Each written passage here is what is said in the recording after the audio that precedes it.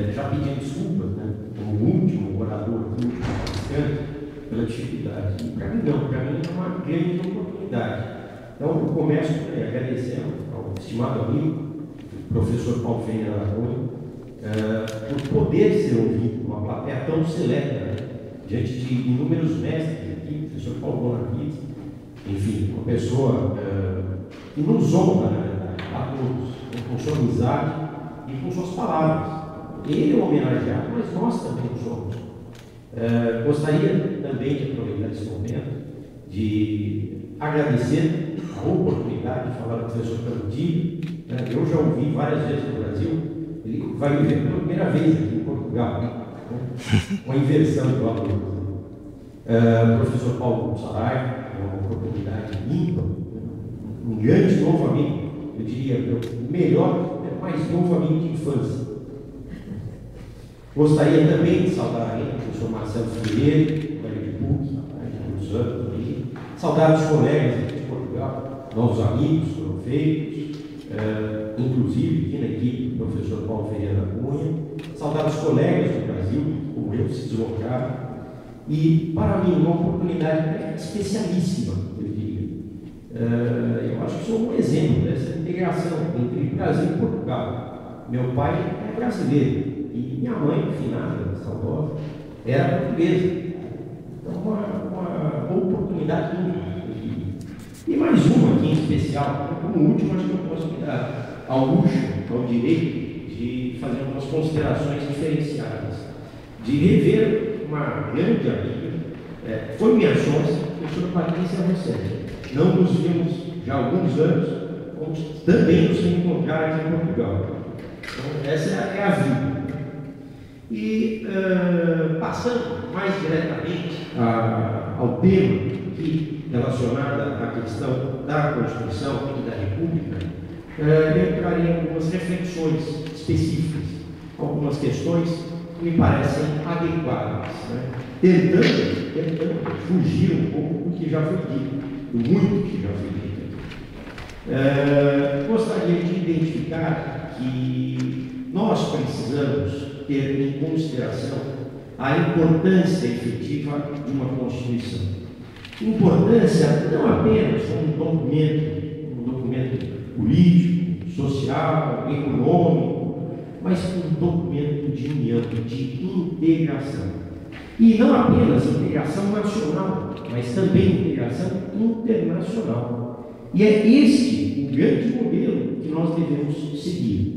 Devemos ter a preocupação na valorização da questão constitucional, mas valoração com adequação, com qualidade, com base em evidências, verificar o que funciona e o que não funciona. E o que não funciona, descobrir por que não funciona, para melhorarmos, para termos um direito que venha realmente no sentido dos nossos anseios, dos nossos desejos.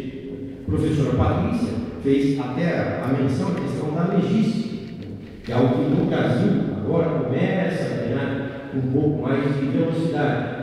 Mas precisamos fazer esse tipo de verificação não apenas com o legislativo, também com o executivo e também com o judiciário, para que tenhamos efetivamente eficiência.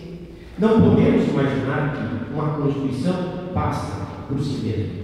É preciso ter uma Constituição efetiva que atenda aos nossos desejos, aos nossos anseios.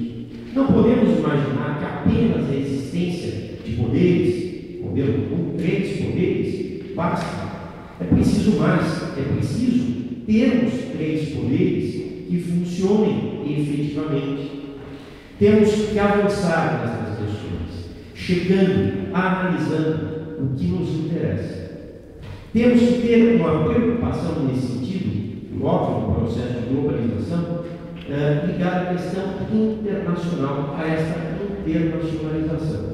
E, sinceramente, eu não vejo um parceiro para o Brasil melhor que Portugal, pela questão histórica, pela nossa união. Nós temos que ter uma preocupação em, conjuntamente, efetivarmos o aspecto constitucional, que, por óbvio, político-administrativo. Muitas vezes temos a preocupação relacionada à questão administrativa. Faço até uma reclamação, né, pessoal em relação a algumas abordagens que já tive a oportunidade de verificar no Brasil e bem menos, felizmente, em Portugal. É a preocupação da análise no tocante ao administrativo. O político, para alguns, não é tão importante. Fala-se da questão política, de passagem, mas realmente o tratamento constitucional é político-administrativo. E o aspecto político deve se materializar a melhor democracia. Não podemos nos satisfazer apenas por uma inscrição constitucional mencionando, por hipótese, Estado democrático de direito. Só isso não basta. Precisamos efetivar esta democracia. E precisamos efetivar melhorando as nossas estruturas. Alguns, um determinado vício histórico, acreditam que esta melhoria se dá apenas com mais recursos, com mais dinheiro. E aí surgem cada vez mais tributos.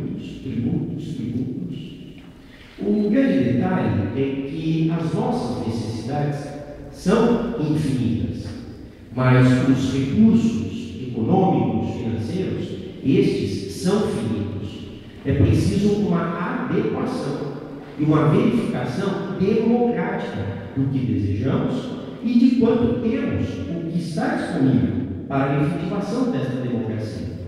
É esta a qualidade que nos falta. Muitas vezes não sabemos como materializar isso e acabamos partindo para uma espécie de experimentalismo do direito, seja na identificação normativa, a partir da Constituição, seja nos atos do Executivo, nas decisões do Judiciário, e isso é muito pouco. Nós temos que checar se as leis, se as normas funcionam. Temos que verificar de verdade, com seriedade, fora da questão político-partidária, mas dentro da visão política, o que efetivamente o Executivo faz, quais são os seus atos, quais são os seus acertos, quais são os seus erros. O Judiciário precisa também acompanhar o mesmo passo. Não adianta haver um dos poderes funcionando adequadamente e os demais em letargia. Precisamos de um judiciário ativo, dinâmico. No caso do Brasil, existem, obviamente, também alguns problemas, mas vemos, de algum modo, a preocupação de muitos magistrados no sentido de dar efetividade à questão da eficiência. Isso é que precisa ser feito. Mas precisamos ter a nítida visão que a questão política não está relacionada apenas a uma delegação de competências, seja ligada ao legislativo, ao executivo, ao judiciário. A questão política passa por todos nós. Nós somos seres políticos. Nós precisamos ter atitudes políticas. Nós precisamos, eu diria até mais, ter visões de Estado. E, normalmente, esperamos algum estadista. No Brasil seria mais um salvador da pátria. Mas um estadista, quem é o estadista? O estadista? Nós somos os estadistas. Nós temos que ser estes estadistas. O governo é nosso, o Estado é nosso, as necessidades são nossas. Eu vejo de maneira muito positiva algumas atitudes que estão sendo praticadas nesse momento. Algumas ainda sem a devida divulgação, sem contar com uma mídia tão comprometida com a seriedade e com a verdade. Gostaria de mencionar, por exemplo, algo que acredito possa vir a ser uma grande novidade para muitos. Hoje, por exemplo, temos as redes sociais, uma atuação extremamente importante. E existe uma rede social, uma nova rede social, que eu descobri há pouquíssimo tempo atrás, questão de uns 3 meses atrás, de extrema importância. O site dela é mynetgov.com. Convido a todos que não conhecem, né, que vá conhecer. Seria o primeiro governo da internet. Eles têm Constituição já identificada. Pretendem, no final ainda deste ano, eleger o maior parlamento do mundo. 6.000 legisladores de todo o mundo. E a ideia, a intenção é provocar os governos, dar efetivamente um trabalho de atuação conjunta dentro dos mecanismos, né, da internet. Lembrando que, óbvio, a internet também ainda não é totalmente um meio democrático. Seria um grande engano imaginar que todos têm efetivamente alcance, acesso à internet. Não é verdade. Mas é um mecanismo a mais de democracia, de participação efetiva, de cobrança, onde todos nós podemos atuar como verdadeiros estadistas. Esta é uma das medidas que pode vir a evitar, a prevenir determinados erros muitas vezes sérios. Faço lembrança apenas, né, a uma questão pontual, até pretendia fazer uma abordagem mais específica com relação ao aspecto do direito à saúde, que no Brasil vem sendo muito maltratado. Imagina-se lá que o direito à saúde é o direito a ter o remédio. E não é o direito a ter efetivamente o atendimento com evidência, com a melhor condição, o melhor tratamento. Muitas vezes alguns medicamentos que existem fazem mal à saúde, e alguns aumentam o risco com relação à própria vida, mas nós, inocentemente, queremos o remédio. Vou fazer então uma abordagem com relação apenas à questão da saúde, no sentido de checarmos políticas públicas. A menção específica é um dado oficial, um dado do SUS, Sistema de Saúde do Brasil, sistema relacionado a todos os entes da nossa federação, onde já se verificou, reitero, dado oficial, 70% dos gastos, 70% dos gastos em saúde no Brasil, ligados ao SUS, estão relacionados a maus comportamentos de saúde dos brasileiros. Poderíamos ter uma economia brutal nesse campo. E, a grande verdade, faltam recursos na saúde. 70%. Se nós tivéssemos esta visão, poderíamos mobilizar a sociedade de maneira muito mais inteligente e termos aqueles recursos que não temos normalmente. Reitero, temos a visão que é preciso arrecadar mais tributos, mais recursos. Isso é difícil. Mas o que conseguimos arrecadar, temos que arrecadar com responsabilidade. Desperdício de dinheiro público não é democrático. E se falamos em democracia, precisamos nos comprometer a utilizar corretamente estes recursos. Eu não sei o que tenho aqui. Ótimo. Cuidado com o tempo aqui. Eu gostaria de avançar nesse sentido para identificar que esta democracia que nós temos já é uma conquista. Ela já representa conquista relacionada a inúmeros fatos históricos, a determinados momentos cruciais. Mas não basta imaginar que chegamos ao auge, ao supra-sumo da democracia. Não chegamos. Temos muitas diferenças. Temos muitas minorias desrespeitadas, desconsideradas. E essas minorias precisam ser inseridas, incluídas. Falamos em direitos, em deveres ligados a todos. Na verdade, muitos falam dos direitos apenas, mas precisamos interligar direitos e deveres. E muitos desses direitos e deveres não estão acessíveis a muitas das pessoas, porque muitas dessas pessoas não são consideradas do povo. Vou lembrar aqui, destacar aqui duas situações de triste peculiaridade no caso brasileiro. São duas, apenas destaco, não são as únicas.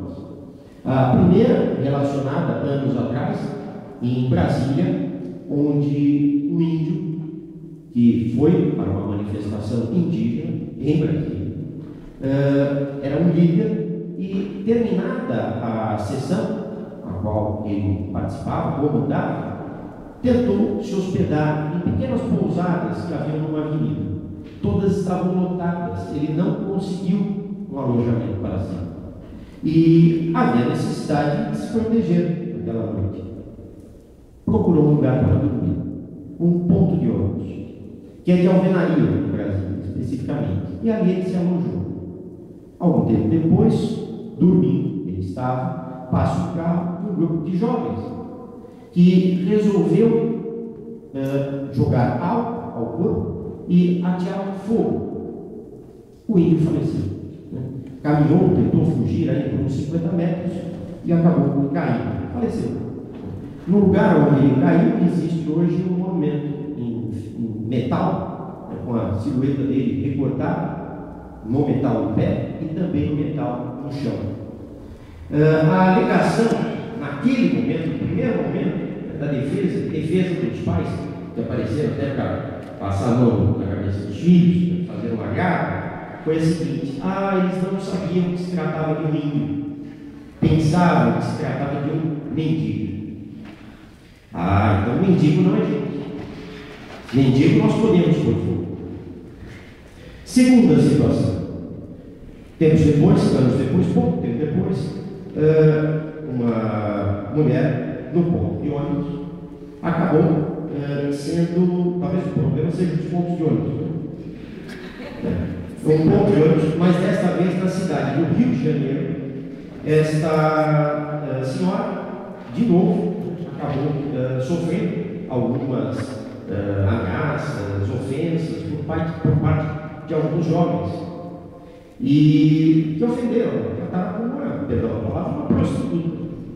E a defesa dos pais, destes rapazes também, foi assim: me desculpe, não sabia que se tratava de uma trabalhadora, de uma empregada doméstica. Pensaram que se tratasse de uma prostituta. Então, acho que entendi os valores envolvidos. Uma prostituta nós podemos bater, ofender, agredir. A questão relacionada à democracia se faz com valores éticos, de respeitabilidade, sem exclusão, onde todos podem e devem efetivamente participar. Nós temos que pensar a melhor maneira de possibilitar essa participação a todos, efetivamente. Dizer que esses direitos, que esses deveres nos unem, muitas vezes não é uma verdade absoluta.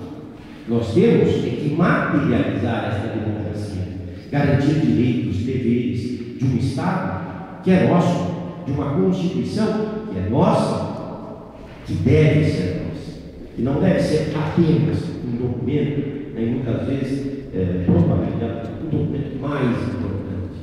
É mais importante desde que assim nós o tenhamos, possamos ter essa consideração de verdade, com consciência, com qualidade. Senão realmente vira apenas um documento.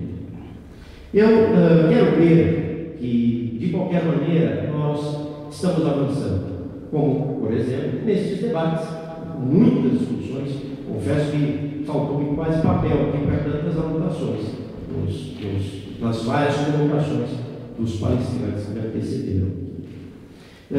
Mas gostaria também de fazer uma menção, talvez para fechar esse meu crédito, essa minha vez, lembrando uma antiga música brasileira popular, o autor, o cantor Guilherme Arantes, falava assim: amanhã, mesmo que uns não queiram, será de outros que esperam ver o dia raiar. Muito obrigado.